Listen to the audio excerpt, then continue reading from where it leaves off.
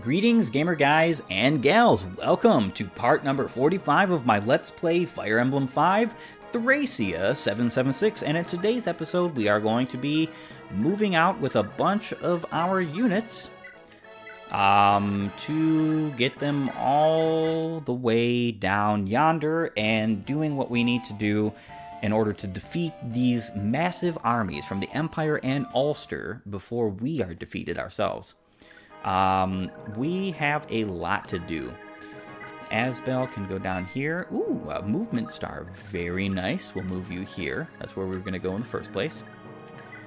Salfina can move here. We got to make sure we turn off the animations, though it was nice to see Laura's dance. It is not exactly a great thing to continue to see throughout this wonderful chapter. Ensorcel on... Okay, do we have a rescue? Yes, we do. So we can ensorcel with Sarah. A lot of staff work we're going to be doing in this chapter. Yep, Sarah is level 20. We're gonna thief. Blizzard.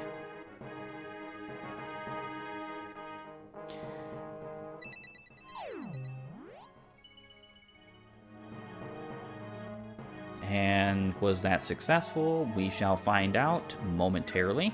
Yes, it was. So the thing is that I had to use a stamina drink for this to bring Tina. I kind of did not really want to do that, but you know what? It's a-okay. We can. Let's see.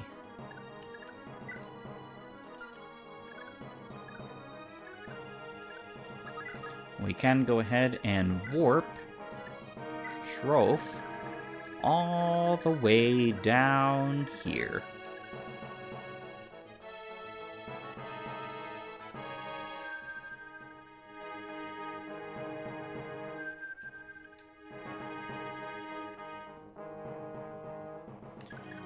And then we can go ahead and talk to Imelda.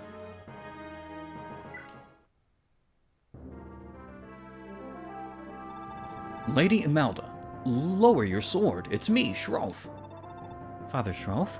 What in blazes are you doing here? I came to meet with you. Prince Leaf of the Liberation Army has been waiting for you. You want me to betray my country? That's not even in the realm of possibility. Father Shroff, if it was, I wouldn't be living in such torment. Lady Imelda, a country isn't the plaything of a king or a nobleman. If a country has lost its way, it's a knight's duty to lead it back. Will you stand idly by and allow evil to consume your home? All out of the fear of being called a traitor?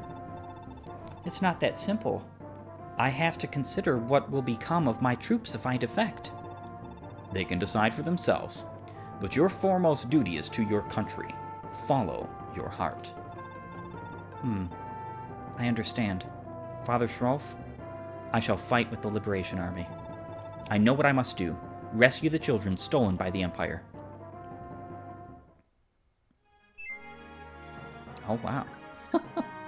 Oh, that's nice. I could even rewarp. Oh, yeah, I actually really appreciate that. Goodbye. He gets some experience points out of that. That's nice. Love it.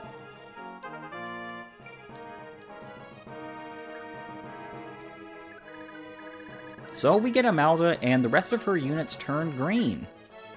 Imelda is a paladin and a very good unit with a follow-up critical modifier of 2 and amazing stats.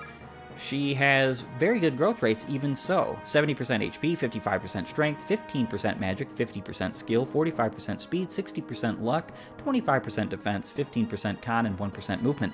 Much better than Nana's, though Nana's had a lot more levels. For a pre-promoted female paladin, having swords and staves and being able to just use either physical or magical attacks with ease, she's a fantastic unit and an addition to your team. Way better in my opinion than Conomor, just because she has staff utility as well as swords, whereas Conomor unfortunately only has his swords and lances. He does have a cost, and he does also have 10 movement with 1 Vigor Star, 4 Authority Stars. I don't know if he keeps those. His growth rates are pretty darn good as well. Same follow-up critical modifier, but Imelda also has 6 levels, or 7 levels less than he does. Now, she only has 1 Authority Star and 1 Vigor Star, 10 movement, with Adept. I think Adept is a better skill than a cost sometimes. It just depends on the particular situation. With Imelda here, she has an A rank in swords and a C rank in staves. So she already has pretty good staves. You're never going to see her use something like... Well, I mean, it's pretty obvious. You're never going to see her use something like Warp without some very serious... Okay, we're going to rescue Imelda here without some very serious grinding.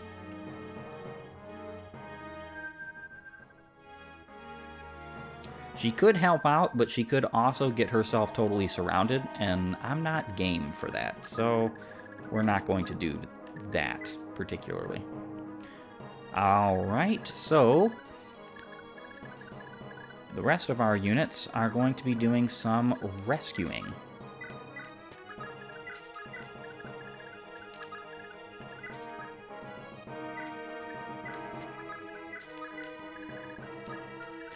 And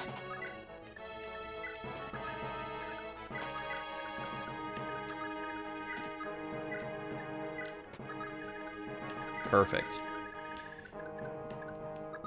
So what we're going to do here with Olwen, now we do have to be careful of the iron ballistas and whatnot, so we're not going to be staying in this vicinity. Also, the blizzards are quite terrifying, so we're going to be trying to get both of those as well. Let's go ahead and Dire Thunder here.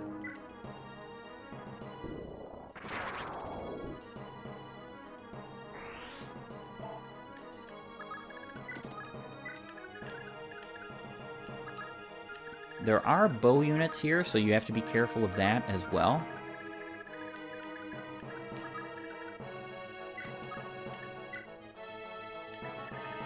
Let's keep the Master Axe on for the time being. Use this Adept Manual.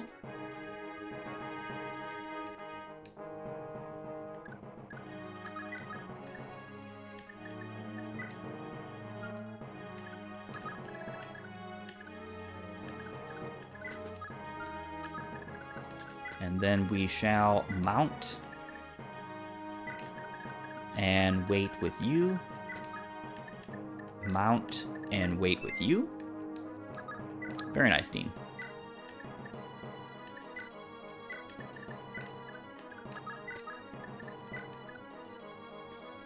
And Marita can go ahead and join our Thief Hunters. That's exactly what they're going to be doing.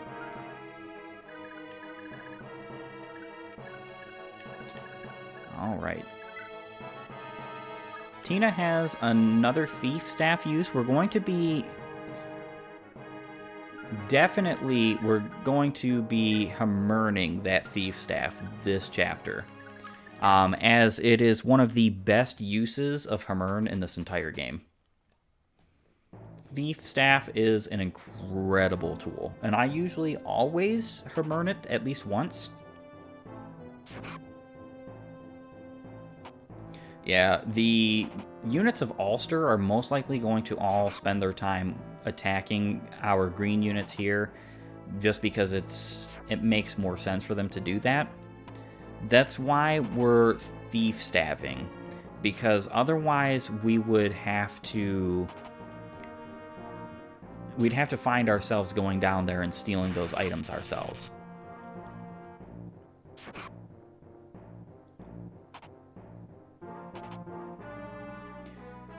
It's funny because almost all the... I'm pretty sure all the Frege Knights, except for one, maybe a couple are... Yeah, no, there's a couple of Mage Knights, but the rest of them are Troubadours.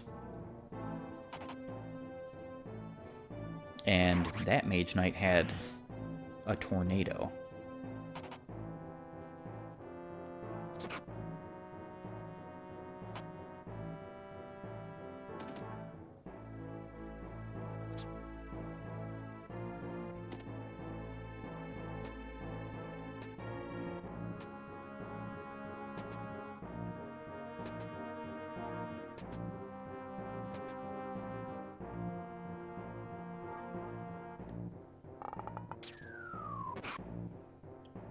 Alright, so the Iron Ballista are doing their worst. We're also going to see the boss use Meteor, as well as one of the Blizzard Tome users.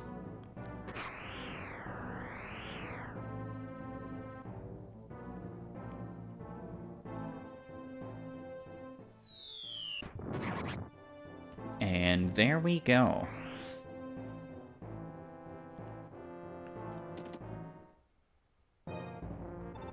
Forgive me, this is for Ulster.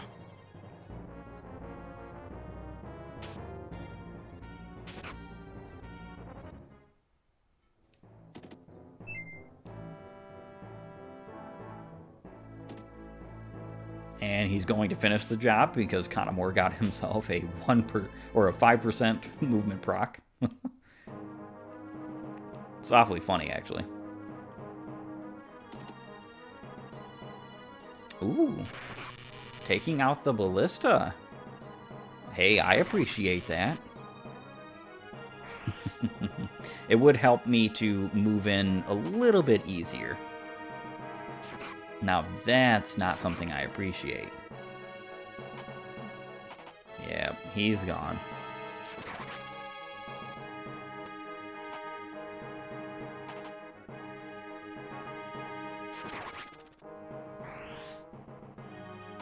Oh well, at least we got one blizzard, but that's kind of unfortunate. We could have probably stolen them both if I just decided to use Laura. I mean, it was most likely a definitely. The only problem is whether or not Tina would miss.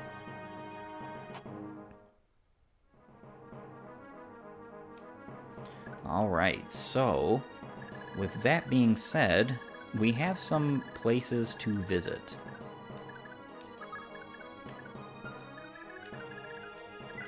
This is a very tricky situation because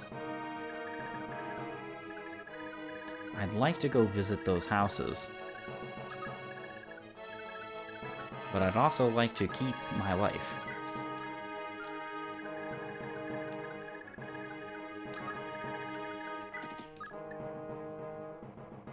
All right.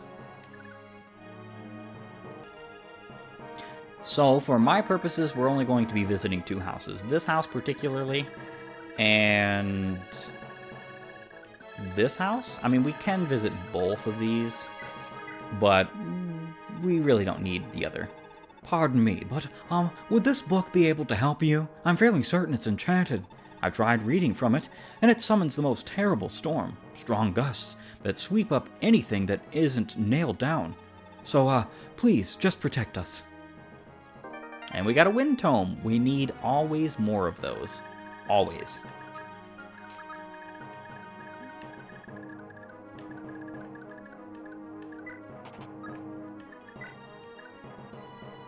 Alright. So the only reason why we're moving some of these units down is to help with the ferrying of these units.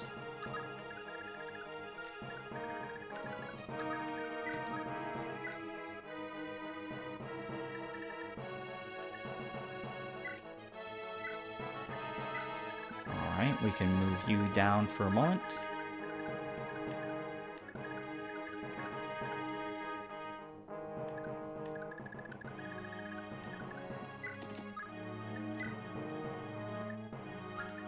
As well as Olwen. The rest of our units can pretty well just... Misha and Dean will stay here for backup, but the rest of our units are just going to fly upward. Now, this chapter forces you to bring 16 units. And the reason being is because then it's not possible to bring less units than... Oh, we can one-shot this thief. That's nice. It's not possible to bring less units than the required amount to have your units split up in half. And that's exactly what they want. They want you to have 2 parties of units, therefore allowing for, you know, some interesting storytelling, because that's what Kaga likes doing, is designed by storytelling. Meteor. We could actually steal that, I think. Let's see, what's Tina's... No, we can only steal it if we had...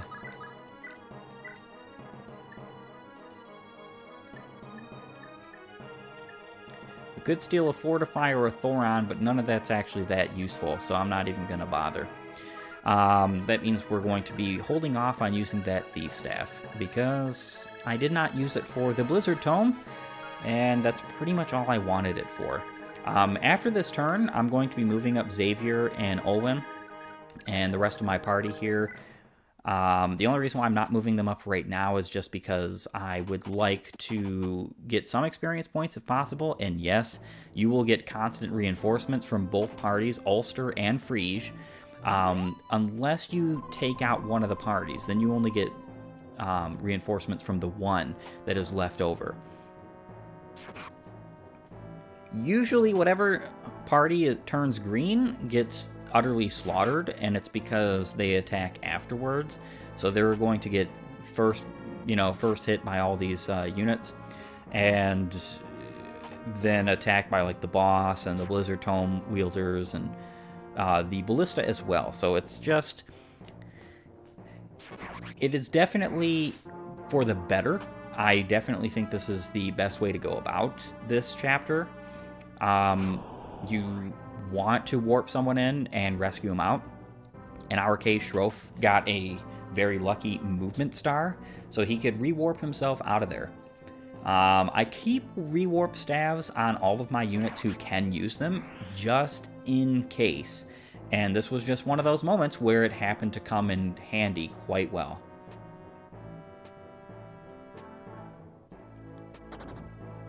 Yep, that house is gone. We don't really care about either of those houses. There's a lot of items in all the houses that are good.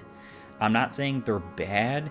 It's just that there's only a couple of houses that are super useful, one of which we're going to be missing out on because it would just take too long to get. That's the Ensorcel. It's the bottommost house closest to the 2 armies, and would be great to have another Ensorcel, but it's not truly necessary. It's not like a requirement. So the house that Fergus is going towards is a speed ring, and the house that Asbel got was obviously a wind. Those are the 2 second and third best items. Everything else is pretty hit or miss. If you keep alive all of the civilians, you get a Master Seal at the end of this chapter, which we do want. We have several units who could definitely use it. For instance, Sarah could use it. Shroff could use it. Don't see Tina ever needing it. Finn could use it if we had extra. We're probably not going to have enough for him just because of all the units I have promoted.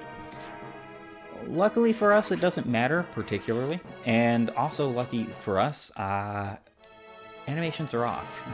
Or these turns would be taking a century. So let's go ahead and visit this house and get moving. I've been saving the nearby Thracians from starving by giving them 1/10 of our crops. This speed ring is what lets me smuggle the supply so quickly. The others are shocked by how fast I am. But with the Empire here now, it looks like I won't be able to sneak food over for a while. Why don't you hang on to it for me for the time being? Yes, we'll gladly take that speed ring. I know exactly who's getting this.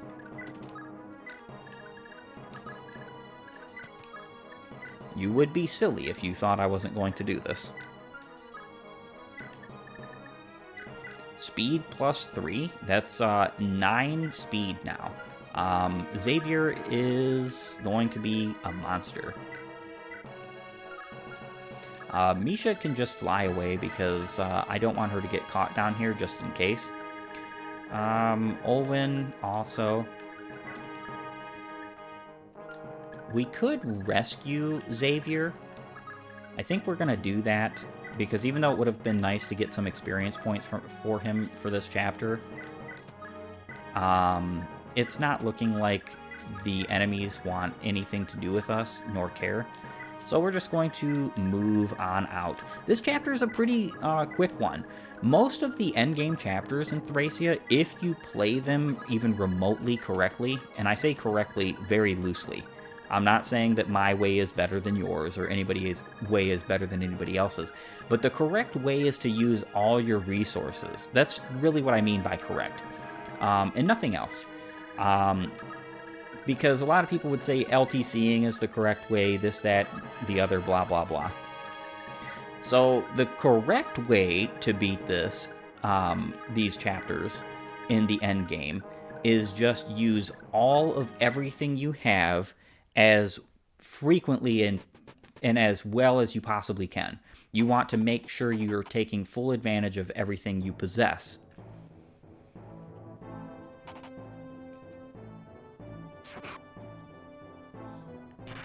Because in that case, you will have a much easier time. Thracia was not a game designed around being able to use the bare minimum and getting by. Playing this game blind is incredibly difficult, and playing this game blind when you're not taking advantage of the broken tools that Kaga has so blessed you with will get you just killed. It just will. It'll get units of yours killed, it'll get time wasted, you'll be resetting, you'll be wasting time, period. You'll be wasting effort, resource.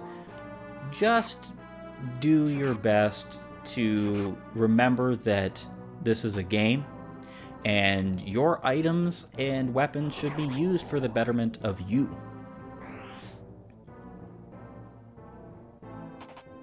Alright, the rest of these units are going to come up after our lagging behind units.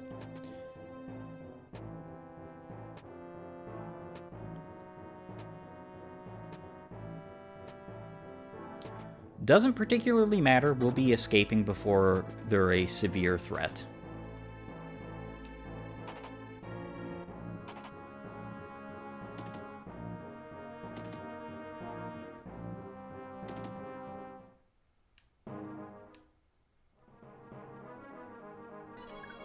Alright, so, Xavier, you need to be moving, my friend. All of my units need to be moving as fast as possible. We need to get out of here.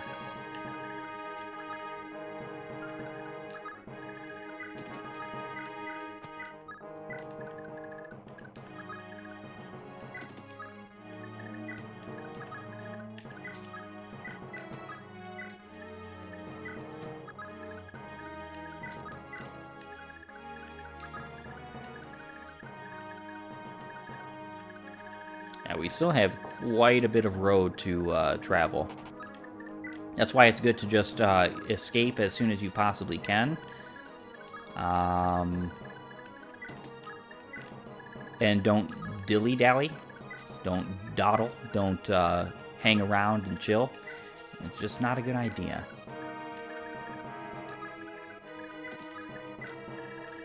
All right.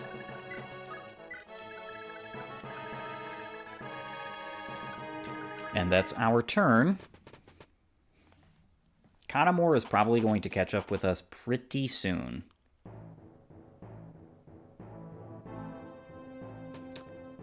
So are the rest of his army. The Ulster units. It is not that big a deal because we do have plenty of units who are more than capable of taking on these, what I would consider more than precarious forces. That's why most of my super strong combative forces are south to deal with just such a problem. We have what it takes. It is likely, though, Conomor is going to attack one of my units this turn. I didn't check his range. I should have.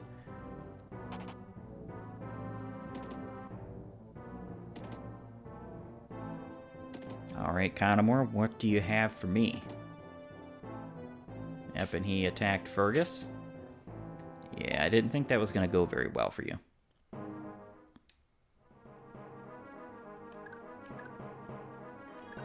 Alright, so what we can do here is...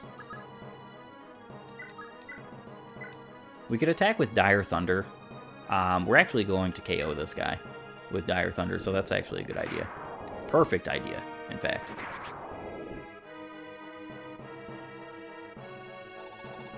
Ulster shall yet rise again. Ulster is defeated, destroyed, gone. Forever. Alright.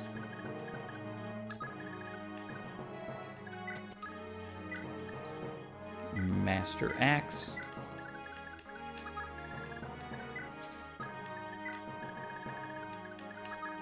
And Fergus can move out as well.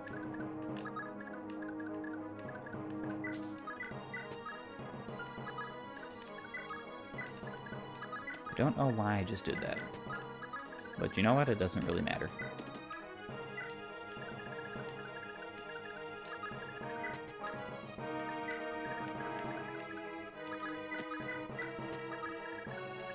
Perfect. We do need to drop... yeah, I don't think I've used my body ring yet on Parn.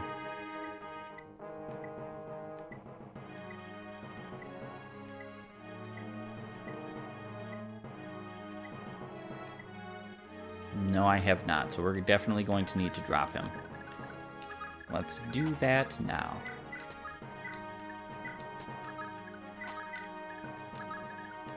And let's keep on moving. We should be able to leave completely in the next, like, I would say 3 turns from now. Should be when we are able to escape with all of our units. Maybe a little bit longer than 3 turns. Maybe. Let's take that civilian. And we should be good to go. Keep on rolling. So this chapter can easily overwhelm you, but it can also be a great chapter for getting experience points.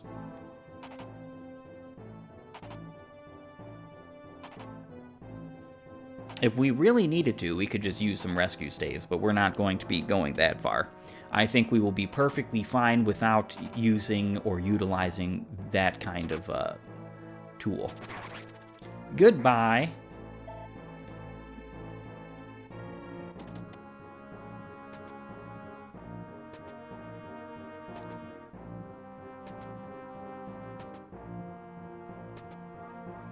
Lots of brigands. So the another story behind this part of this map is that the brigands are all swarming in because the Empire is doing nothing to stop them. It's like lawless chaos. That's usually what the bad guys do, is cause lawless chaos. Think on that and consider it when you look at the world around you today.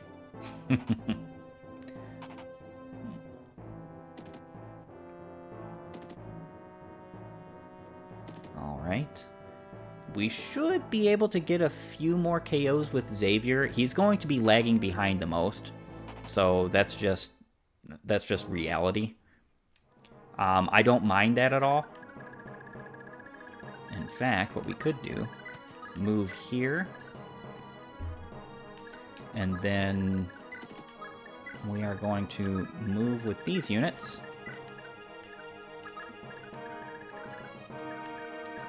Do want to be careful, very careful with your flyers. You don't want them to lag behind because the bow units do have 10 movement and they will outpace your flyers pretty darn quick. So do consider that.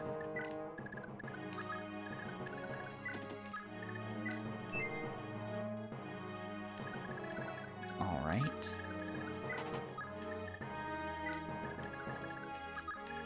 And then with Parn, we can use the body ring. +3 to Constitution is pretty darn good for a unit that needs to steal and uses Constitution to do that stealing.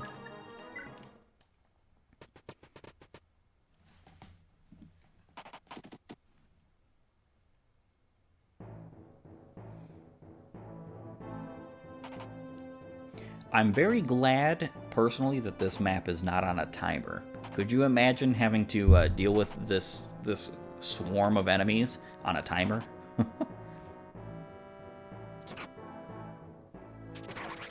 Goodbye. We probably are... It's probably a bit overkill to use the Master Axe, but it's alright.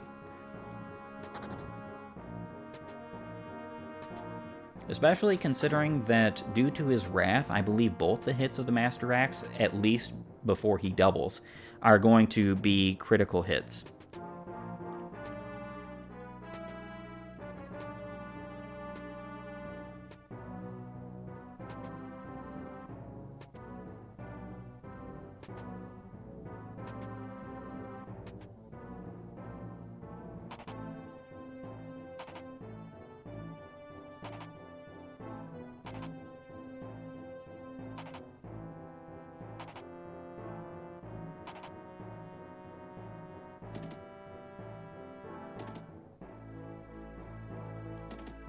I want to say that those are Great Knights moving right now. I wonder if they have pole axes or hammers. That's something we're going to have to check out in a moment here.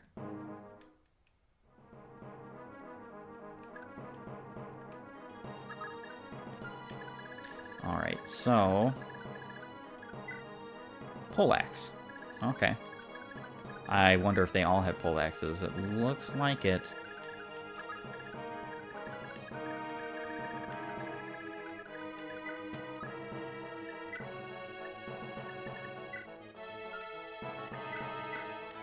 Let's equip you.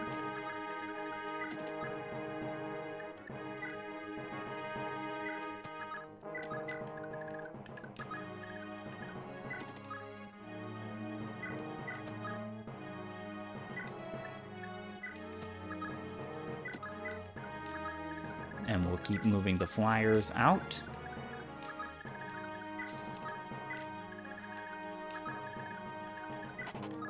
And we're pretty darn close to being done with this chapter. I think we're also going to be done with this episode. Yes, we're having to cut this one a bit short. Yes, it is kind of a short chapter, because we're going to be done with it in only a couple more turns. But it's also been a hefty bit of story, some content, learning some things, and we have quite the swath of an army coming after us right now, chasing us down, and we have poor little Xavier over here. He's in desperate need of some healing, so we're going to do just that. You would think that having 17 defense is enough, but it's not necessarily enough in some cases, especially if these units had things like armor slayers or hammers. Luckily for us, they don't. But they all do have, like, silver swords and good old strong weapons. The brigands have hammers, though. So, that's a thought. Keep away from the brigands. Luckily for us, they don't have 10 movement, right? I want to thank you for joining me, and if you like my content, please upvote and follow, or like and subscribe, depending on your platform, and while you're at it, have a great and glorious day gaming.